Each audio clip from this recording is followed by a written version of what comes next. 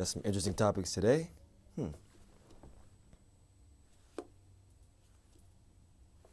Thank you for tuning in for another installment of Do-Rag News. I'm your host, Rich Freeman, coming to you live and direct with the news.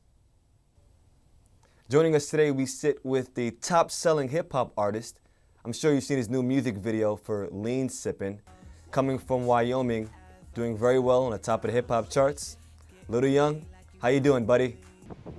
Whoa, Rich, you done fucked up my name. You gotta say the whole damn name. It's Little Young Baby Cash Flow, the whole name. Not just Little Young. Say the whole goddamn name. Little Young Baby Cash Flow. Sorry about that, folks. It's Little Young Baby Cash Flow. Okay, correction. Yeah, Little that's Young what I'm talking Baby about. Cash Flow. You know how many niggas I have to bust a cap in their ass for saying my name wrong? Is that right? It's Little Young Baby Cash Flow. Say my damn name right. You know what it is?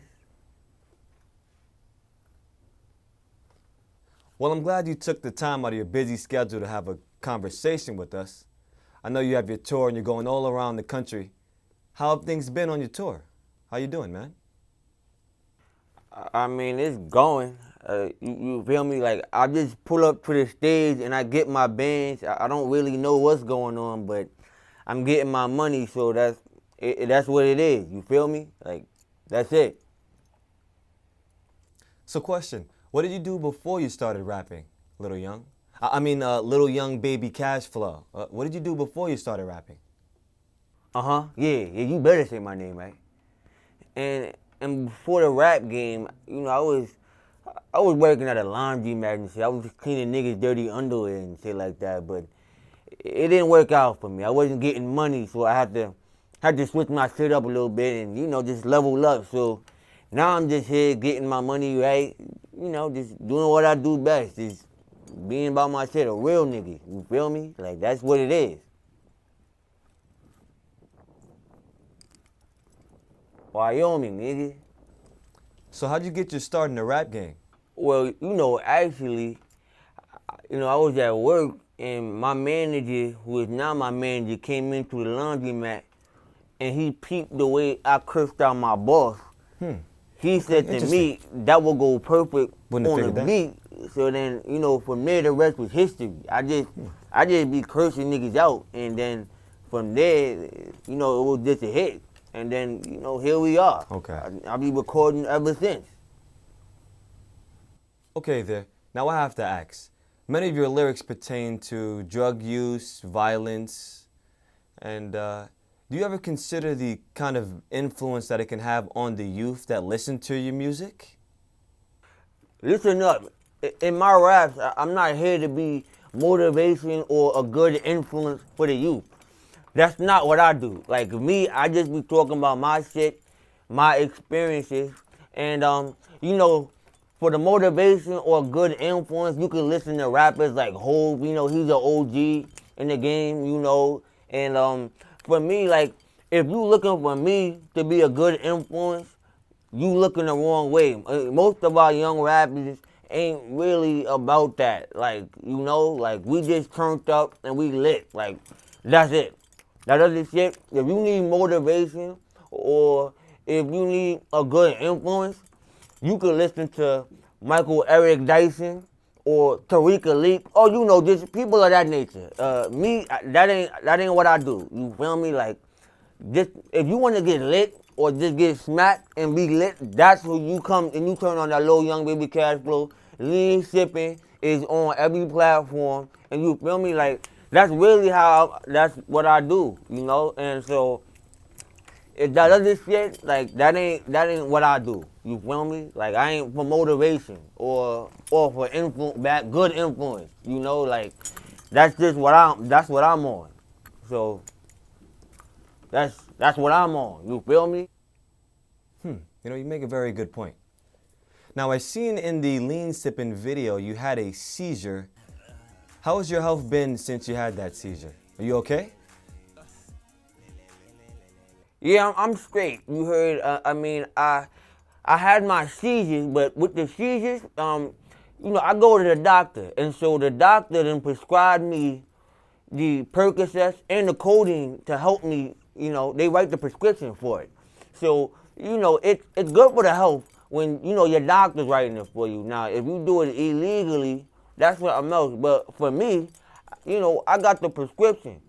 So, you know, I'm straight. The seizures, they don't really affect me as much. I just do what I have to do. And I visit my doctor at least one time a week, and I just get the prescription. So, you know, 5 pills a day, 5 quarts a day. So that's really what helps me and for my health. You know, it's good because the doctor wrote the prescription. You feel me? Yeah. That doesn't sound too healthy. I think your doctor is trying to kill you, but whatever. Now, I've reported many stories of rappers who have either died of gun violence, drug abuse, or ended up behind bars. Have you considered changing your lifestyle so that this doesn't end up happening to you? Nah, I'm good, you know, because one, I'm always carrying. Niggas don't want no problems with me. That's number one. And, you know, as far as, you know, some of the young rappers and the drug use, I do what my doctor tells me to do. So I don't worry about drug overdoses because I got the prescription. That's number one. And number two, as far as, you know, beef, I do have some beef with some rappers. There's a rapper out here, I think he go by the name of Lil AK or Lil Act. Man, fuck that nigga, number one. Because I ran up on him, bitch slapped him. You know, like Nipsey did at the BET Awards, I slapped him just like that. And he didn't want no smoke after that. So, you know, but it's just, this is the rap game. This is the rap industry. So when you come into it, you have to know what you're getting in. And you have to know. So I'm always carrying. You know, you feel me? Like, oh. What was that? Was that a It's gunshot? a part of the rap game. You know, You have a gun on set? and RIP to the young rappers. Insane. You know, there was a young rapper. His name's XXX Extension Cord. I believe that was his name, but I heard he had some good music. And he was doing his shit. So, you know, he was young, but this is the rap game, so I'm prepared for all of that. You know, I'm always carrying. I got the heat on me at all times. So it's just, there's gonna be no problems because I solve the problems. You feel me? At all times, I solve them problems. You know, I solve them problems. That's what it is. Wyoming, what up? You know, representing Wyoming in the building. Wyoming, you. Okay, from what you told me, I don't think you're going to have a long career in the rap industry. So do you have any backup plans if this rap thing doesn't work out for you? Yeah, for sure. You know, I mean, if the rap game don't work out for me, I always got a plan B. And so for me, my plan is to get into the pharmaceutical drug game because, you know, one, it's legal. And, you know, these pharmaceutical companies be making billions on billions on billions to write prescriptions for people who don't even need this shit. You feel me? Like, it's like the streets, but it ain't like the streets. So it's legal, and I'm about to get into the pharmaceutical drug game. So if the rap shit don't work out, I'm making billions. So the pharmaceuticals, that's where we at, you know. And you know, sometimes people ask me like, "Yo, how would you feel about writing prescriptions for patients who don't even need this shit?" But you know, it's a risk, like anything. Like, I'd rather do that than be on the streets, you feel me? So there's billionaires and the pharmaceutical companies, they making billions, and they write these prescriptions, you know? So if I want to keep living this expensive lifestyle, I got to be able to be on the billionaire level. And, you know, rap is not that. So pharmaceutical drug game, that's where we at after the rap game, you know? So that's where we at. And, you know, if you want them, if you need it, I got it. So, yeah.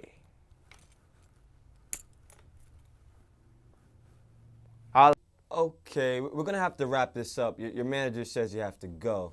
But before you leave, is there any last thing that you want to say to the people? Hell yeah. So, for the last words, you know, for like a wise man once told me, don't write a check your ass can't cash. Just swipe somebody else's credit card and you'll be straight. That's what I learned from it. And you might have to take the risk and the gamble, but it's worth it. That's what life was about, taking the gamble. So I've been gambling. Yeah. Holla at me, Wyoming. You know, we in the building. Yeah. Thank you for your time, little young baby Cashflow. I do appreciate you sitting with us and giving the fans a insight on who you are as a person. Hopefully, we can do this again and we can just figure out where your career goes from here. All right, you take care now, buddy. Stay tuned. The next story, we uncover the secret underground world of robot brothels. Stay tuned. We got this report coming for you soon.